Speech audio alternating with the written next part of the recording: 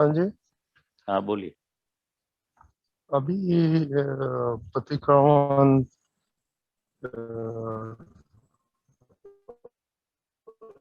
और सामयिक चल रहा है नव कलम का।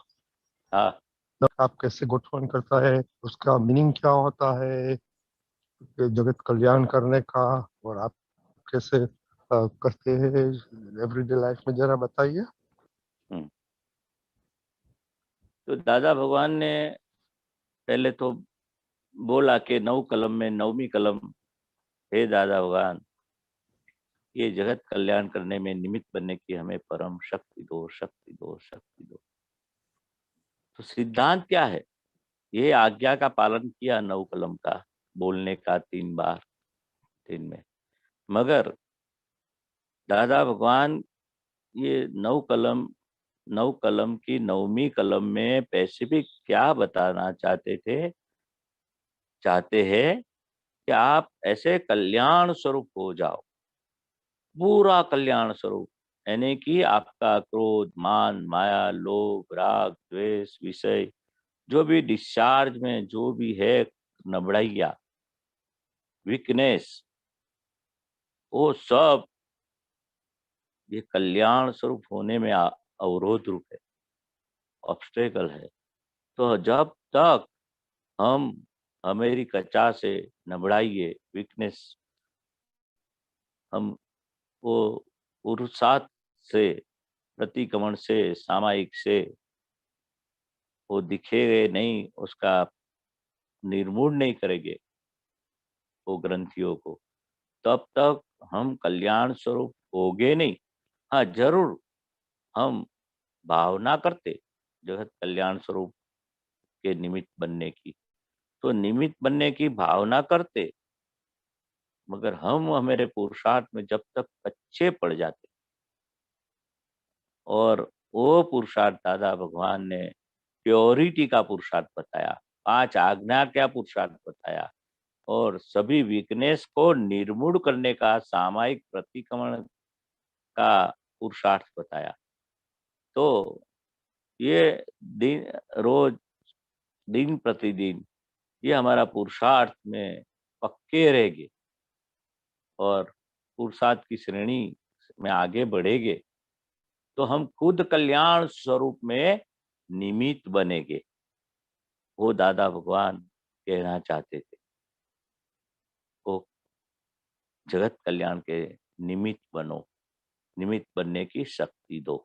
हम जरूर दादा भगवान के पास ही मांगते कि आप कल्याण स्वरूप हुए। कैसे हुए? कि प्योरिटी का मार्ग से। कितने अवतार ये प्योरिटी के लिए उन्होंने निकाले।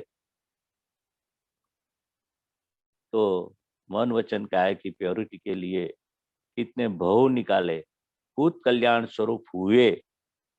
और दादा भगवान बोलते थे ने, खाली दर्शन मात्र से, हमारा मुक्त हास्य से, हमारी वाणी से, हमारा एक परछाया यानी कि शेड, उससे कल्याण हो जाएगा। पीठ का दर्शन करो तो ही बैक, पीठ यानी कि बैक, बैक से भी दर्शन करो, पीछे का भाग।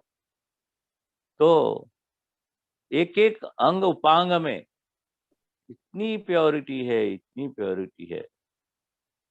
तो खाली ये दादा भगवान ऐसे बोलते थे, इनका ये यश नाम कर्म, इनकी प्योरिटी का। मैंने अभी तो दादा भगवान का जो ऐश्वर्य प्रकट हुआ, दादा भगवान का असीम जय जयकार, जिसने दादा भगवान को भी देखा भी नहीं है, वो भी बोलेंगे दादा भगवान का असीम जय जयकार, तो भी इतना कल्याण हो जाएगा। जगत कल्याण बोलते हैं ना, तो दादा भगवान लास्ट में यह असीम जय जयकार की स्वरूप कीर्तन भक्ति रख के क्यों गए? क्योंकि उससे कल्याण हो जाएगा, जगत कल्याण के निमित्त बनेंगे। ऐसी ऐसी दादा की इतनी सभी बातें सुनी है, अनुभव में आई है। कल्याण स्वरूप पूरे ब्रह्मांड में उसका स्पंदन पहुंचेगा, असीम जय जय जयकार का। देव गति में भी ये दादा भगवान का असीम जयकार गुंजन होता है।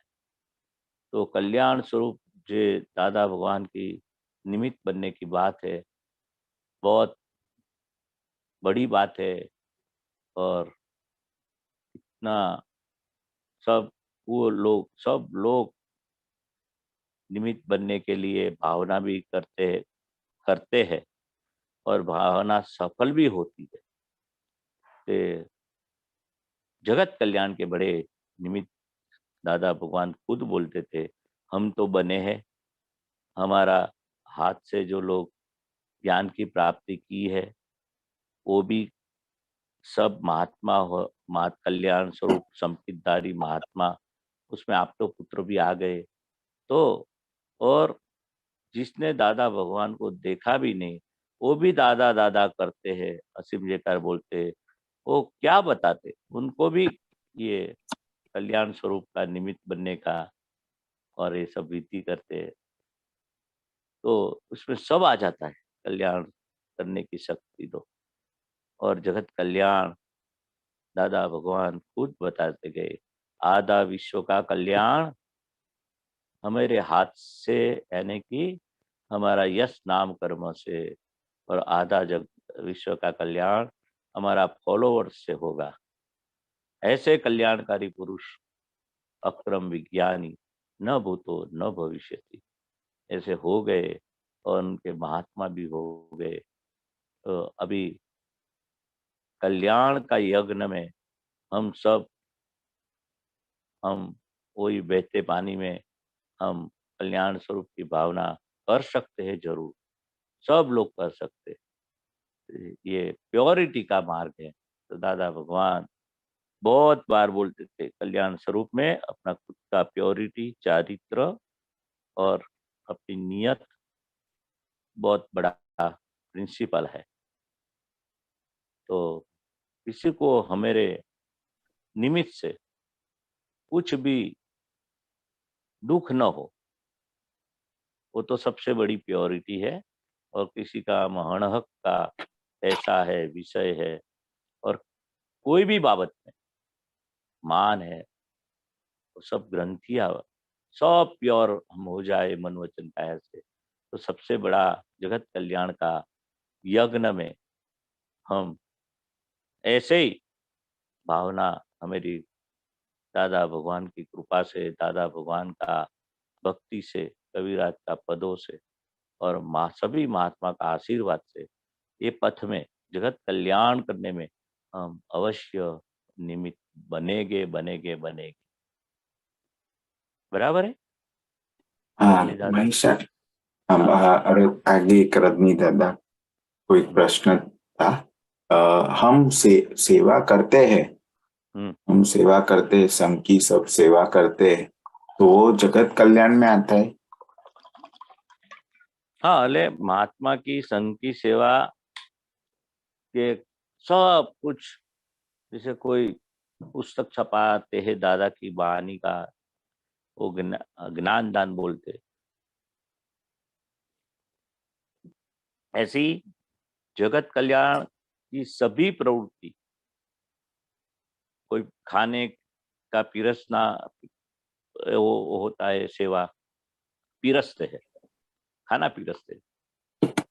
ऐसी कोई महात्माओं की जो भी अगुवड़ है, उसको गाइड करते हैं, किस तरह से उनको कम से कम वो ऑब्स्टेकल न हो, और हाँ किस तरह से महात्मा को सुविधा मिले अच्छी तरह से, उसको सब सेवा को, ये जगत कल्याण के यज्ञ में वो सबसे बड़ा कल्याण है। महात्मा की सेवा, महात्मा को खाना खिलाना। और दादा भगवान बहुत तारीफ करते थे कि एक 100 ब्राह्मण को खाना खिलाते और एक महात्मा को खाना खिलाते, वो 100 ब्राह्मण को खाना खिलाया, इतना फल मिलेगा। क्योंकि महात्मा को क्या है, कुछ चाहिए नहीं उनको, तो वही दादा भगवान का अक्षम विज्ञान शुद्धात्मा जो प्राप्त हुआ, उसकी लगन उसको लगी है कि मैं शुद्धात्मा, वही परमात्मा है, और शुद्धात्मा का सुख के अलावा मुझे कोई और सुख चाहिए नहीं, तो वे बोलते हैं। हाँ तो ये महात्मा का संकितधारी महात्मा है। तो ये महात्मा सब कुछ मिलेंगे, ऐसे दादा भगवान के महात्मा नहीं मिलेंगे। इसलिए वो दादा भगवान की महात्मा की सेवा है ना, वो अनन्य है, यानी कि उसकी तुलना कर किस तरह से हम कर नहीं सकते। बहुत बड़ी बात है, महात्मा की सेवा की बात है।